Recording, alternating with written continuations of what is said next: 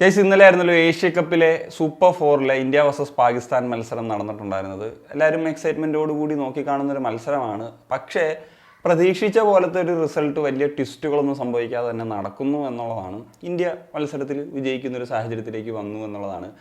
7 ബോളുകൾ അവശേഷിക്കുന്ന സാഹചര്യത്തിൽ 6 വിക്കറ്റിനുള്ളൊരു വിജയമാണ് ഇന്ത്യ സ്വന്തമാക്കുന്നത്. ഇപ്പം ഗ്രൂപ്പ് സ്റ്റേജിലേക്കാളൊരു ബെറ്റർ ആയിട്ടുള്ള മത്സരം എന്ന് വേണമെങ്കിൽ പറയാം. കാരണം ഗ്രൂപ്പ് സ്റ്റേജിൽ ഇന്ത്യക്ക് യാതൊരു വിധത്തിലുള്ള ഒരു കോമ്പറ്റീഷനും കൊടുക്കാത്തൊരു മത്സരമായിരുന്നു. കാരണം പാകിസ്ഥാൻ 127 റൺസാണ് ആദ്യം ബാറ്റ് ചെയ്തിട്ട് നേടിയത്. ഇന്ത്യ വളരെ ഈസിലി 25 ബോൾ ബാക്കി നിൽക്കുന്ന ഒരു സെക്കൻഡിൽ പോലും ഇന്ത്യക്ക് ഒരു തോൽവിയുടെ ഒരു ഭീതിയൊന്നും ഇല്ലാണ്ട് തന്നെയാണ് ആ ഒരു മത്സരം വിജയിച്ച് കയറിയത്.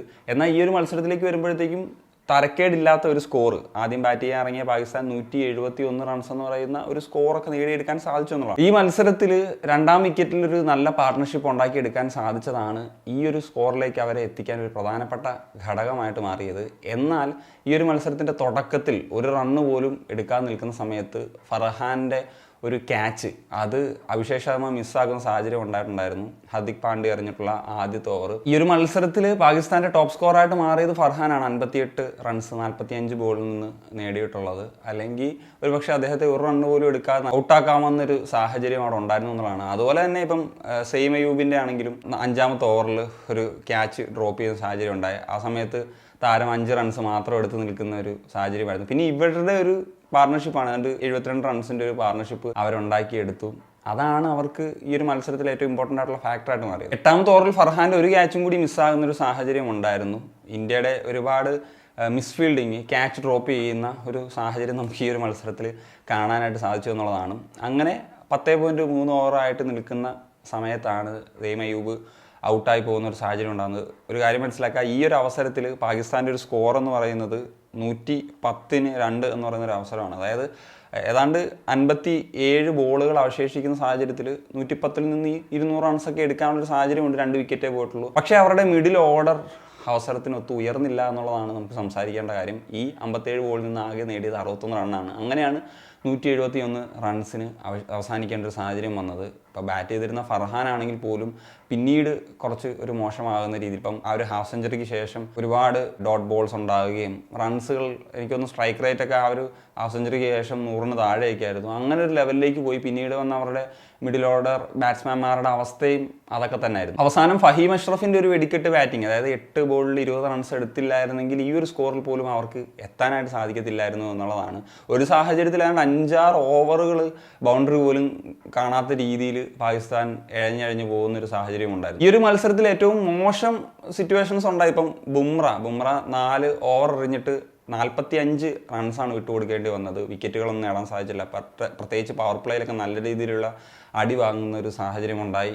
നമ്മൾ അധികം കാണാത്തൊരു ബുംറയാണ് ഈ ഒരു മത്സരത്തിൽ കണ്ടിട്ടുള്ളത് എന്നുള്ളതാണ്. അതുപോലെ നമ്മുടെ മിസ്ഫീൽഡ്, നേരത്തെ പറഞ്ഞല്ലോ, ക്യാച്ച് ഡ്രോപ്പ് ചെയ്തതും മിസ്ഫീൽഡിങ്ങും, അതുപോലെ ഒരു റൺ ഔട്ട് ചാൻസ് ഉണ്ടായിരുന്നു, അത് നഷ്ടപ്പെടുത്തിയത്. എങ്ങനെയൊക്കെയുള്ള കാര്യങ്ങൾ നോക്കുന്ന സമയത്ത് അറ്റ്ലീസ്റ്റ് ഒരു 15 റൺസ് വരെ സേവ് ചെയ്യാമായിരുന്നു എന്നുള്ളതാണ്. പിന്നെ വേറൊരു പെർസ്പെക്റ്റീവ് നോക്കുകയാണെങ്കിൽ നമുക്ക് വേണമെങ്കിൽ പറയാം, ആ 15 റൺസ് സേവ് ചെയ്തിരുന്നെങ്കിൽ ഇത്ര പോലും കോമ്പറ്റീറ്റീവ് ആകില്ലായിരുന്നു എന്നുള്ളതാണ് ഈ ഒരു മത്സരം. പിന്നെ പോസിറ്റീവ്സ് ആയിട്ട് പറയേണ്ടത് നമ്മളുടെ ആ ഒരു 10 ഓവറിന് ശേഷമുള്ള ബോളിംഗ് പെർഫോമൻസ് ആണ്. അതിലേറ്റവും മികച്ച ബോൾ ചെയ്തിട്ടുള്ളൊരു താരമാണ് ശിവൻ ദൂബെ. അദ്ദേഹം ഒരു ഫുൾ ടൈം ബോളർ പോലും അല്ല, പക്ഷേ അദ്ദേഹത്തിൻ്റെ ഒരു പ്രകടനം വളരെ ഇമ്പ്രസീവ് ആണ്. പക്ഷേ അദ്ദേഹത്തിന് 2 വിക്കറ്റ് നേടിയെടുക്കാനും അതുപോലെ റൺസ് പിടിച്ചെടുക്കാനും സാധിച്ചു. അതുപോലെ കുൽദീപ് യാദവ് ആണെങ്കിലും വരുൺ ചക്രവർത്തി ആണെങ്കിലും ഒക്കെ മികച്ച രീതിയിൽ ആ ഒരു സെഷനിൽ ബോൾ ചെയ്തു എന്ന് പറയുന്നുണ്ട്. അതുപോലെ ആദ്യ വിക്കറ്റ് സഞ്ജു സാംസൻ്റെ ഒരു ക്യാച്ച്, അത് പാകിസ്ഥാൻ ആളുകൾക്ക് അക്സെപ്റ്റ് ചെയ്യാനായിട്ട് കുറച്ച് ബുദ്ധിമുട്ടുണ്ടായിരുന്നു എന്നുള്ളത് നമ്മൾ കണ്ടതാണ്.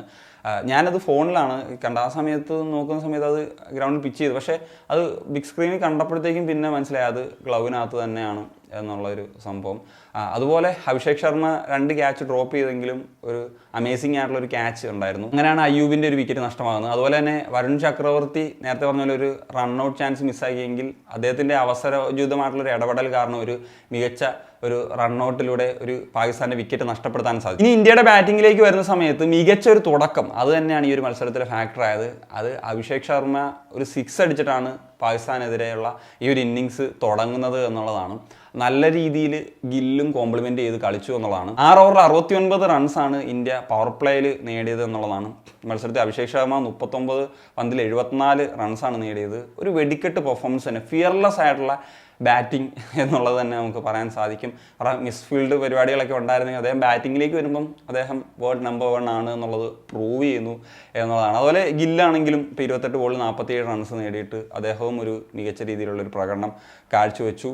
9.5 ഓവർ ആ ഒരു സമയത്താണ് ഗില്ല് ഔട്ടാകുന്നത്. 10ാമത്തെ ഓവറിലാണ് ഗില്ല് ഔട്ടാകുന്നത്. ആ ഒരു സമയത്ത് പോലും 105-ന് 1 എന്ന് പറയുന്നൊരു സിറ്റുവേഷൻ, നല്ലൊരു സിറ്റുവേഷനിലാണ് നിന്നത്. പക്ഷേ അതിനുശേഷം വന്നിട്ടുള്ള സൂര്യകുമാർ യാദവ് ഡക്കായി പോകുന്ന ഒരു സാഹചര്യമാണ് ഉണ്ടായത്. ശേഷം തിലക് വർമ്മ വന്നു, അത് കഴിഞ്ഞപ്പോൾ അഭിഷേക് ശർമ്മ ഔട്ടായി, പിന്നെ സഞ്ജു സാംസൺ വന്നു. പക്ഷേ സഞ്ജു സാംസൺ ഈ ഒരു മത്സരത്തിൽ അവസരത്തിനൊത്ത് ഉയരാൻ സാധിച്ചിട്ടില്ല എന്നുള്ളതാണ്. മത്സരത്തിൽ 17 പന്തിൽ നിന്ന് 13 റൺസാണ്, ആകെ ഒരു ബൗണ്ടറി മാത്രമാണ് നേടാൻ സാധിച്ചത്. ഇതുപോലത്തെ ഒരു ബിഗ് മാച്ചിൽ തീർച്ചയായിട്ടും അദ്ദേഹം പ്രൂവ് ചെയ്യേണ്ട ഒരു മത്സരം തന്നെയായിരുന്നു. പക്ഷേ കുറച്ച് ഒരു പ്രഷറിൽ കളിക്കുന്ന ഒരു ഫീൽ ഉണ്ടായിരുന്നു. അദ്ദേഹത്തിന് ബൗണ്ടറീസോ സിക്സോ ഒന്നും നേടാനായിട്ട് സാധിക്കുന്നില്ല.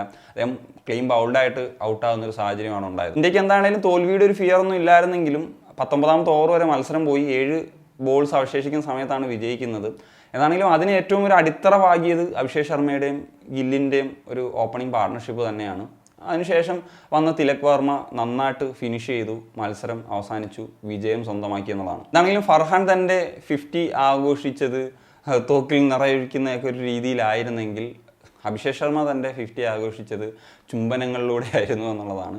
എന്താണെങ്കിലും സ്നേഹം പടർത്തിയ ഇന്ത്യക്ക് ഈ ഒരു മത്സരത്തിൽ വിജയിക്കാൻ സാധിച്ചു. ഇടി ഉതിർത്ത പാകിസ്ഥാൻ എയർലും ആയി എന്നുള്ളതാണ് മത്സരത്തിൻ്റെ ഒരു അവസാനം കൺക്ലൂഷൻ എന്ന നിലയിൽ നമുക്ക് പറയാനുള്ളത്. So that's it guys. അപ്പോൾ ഇത്രയൊക്കെയാണ് പറയാനുള്ളത്. അപ്പോൾ നിങ്ങളുടെ ഒപ്പീനിയൻസ് വിചാരം കമ്പോസ് സനിയോ.